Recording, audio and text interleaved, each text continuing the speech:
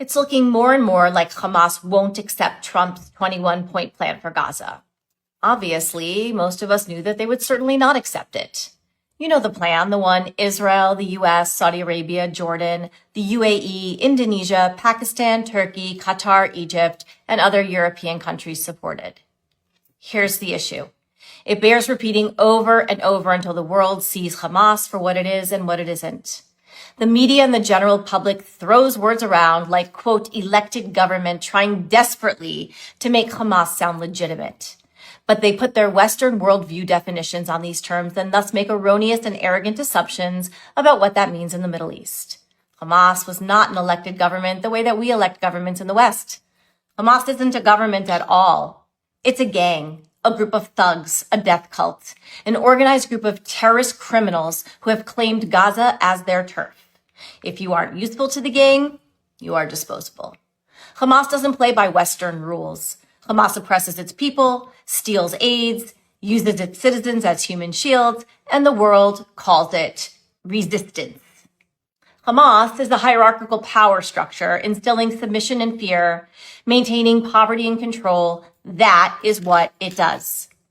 Hamas has nothing to do with justice or inequality. In fact, they couldn't care less about those two qualities of resistance. They only care about oppression, hate, jihadism, misogyny, and the obliteration of Israel. Why then does the Western world cling to the ridiculous fantasy that they can be rationalized with or coaxed into moderation? Even if they were to agree, it would be nothing more than a tactical pause, time to regroup, rearm, and plan their next attack. We have seen this play out time and time again.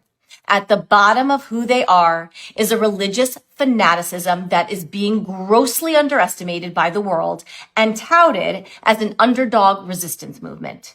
Islamic jihadi religious life is at the root of all of this, and there is no interest or desire for these extremists to change their tune. But it's not all bleak.